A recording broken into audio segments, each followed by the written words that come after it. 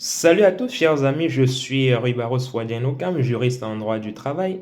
Alors, est-ce qu'un fait tiré de la vie personnelle, de la vie privée du salarié peut être invoqué par l'employeur pour justifier le licenciement de ce salarié? Voilà les amis, voilà la question qui a été posée à la Cour de cassation dans le cadre d'un contentieux qui opposait une salariée à une entreprise, à l'entreprise dans laquelle elle travaille. Alors, pour vous relater rapidement les faits, donc, il s'agit d'une salariée qui avait été embauchée par une entreprise en qualité de chargée de recrutement. Il se trouve que dans le cadre de l'exécution de son contrat de travail, elle a, dans le cadre de cette exécution-là, entretenu des relations amoureuses avec le directeur général de l'entreprise en question. Et cette relation amoureuse a été découverte par la femme du directeur général qui n'est rien d'autre que, n'est-ce pas, la directrice générale de la boîte. Et donc, du coup, cette découverte-là a mené la directrice, qui est DRH autant pour moi, la directrice des ressources humaines, la femme du patron, elle a découvert justement que son mari l'a trompée avec la chargée de recrutement. Donc, après cette découverte-là, la directrice a décidé de déclencher derrière une procédure disciplinaire contre la chargée de recrutement au motif qu'elle ne faisait pas bien son travail, les recrutements n'étaient pas bien faits. Bref, il y a un certain nombre de griefs qui étaient reprochés à la salariée et qui en réalité n'étaient pas fondés. C'était des griefs assez fallacieux et qui n'étaient pas justifiés par des éléments objectifs, par des éléments recevables devant les juridictions compétentes.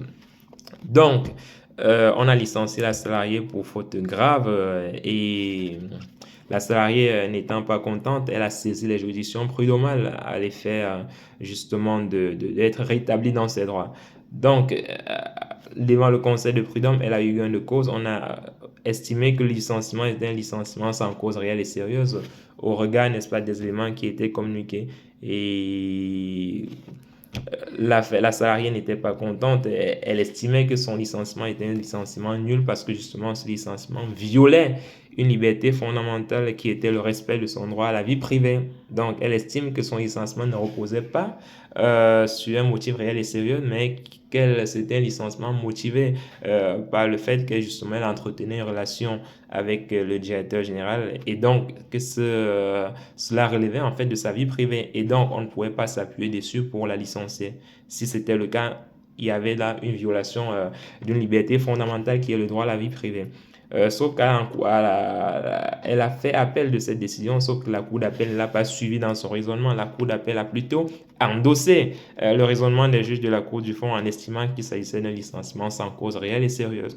La salariée s'est donc pourvue en cassation et au niveau de la Cour de cassation, les juges de la Cour de cassation ont en quelque sorte on va dire, n'ont pas suivi la cour d'appel dans son raisonnement. Donc, ils ont cassé l'arrêt d'appel. Ils ont estimé effectivement que le licenciement de la salariée n'était pas un licenciement sans cause réelle et sérieuse, mais bien un licenciement nul parce que justement, il violait là voilà, une liberté fondamentale qui est normalement garantie et protégée par la Constitution et les traités internationaux, notamment la Convention européenne des droits de l'homme.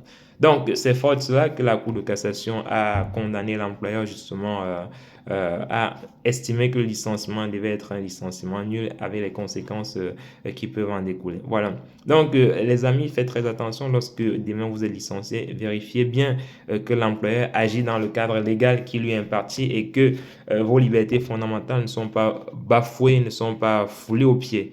Et vos employeurs, lorsque vous souhaitez vous séparer de vos salariés, rassurez-vous que la procédure mise en place respecte le cadre prescrit et que la faute qui est reprochée à la salariée ou au salarié peut être une faute probable et que vous avez tous les éléments à votre possession pour pouvoir justifier le cas échéant votre démarche devant les juridictions compétentes, notamment le conseil de prud'homme. Voilà, j'espère que c'est clair pour vous les amis. N'hésitez pas comme d'habitude, à commenter, à partager et surtout à vous abonner parce qu'on a besoin de votre force pour davantage faire des vidéos comme celle-ci. Allez, on est ensemble les amis et bonne journée à tous.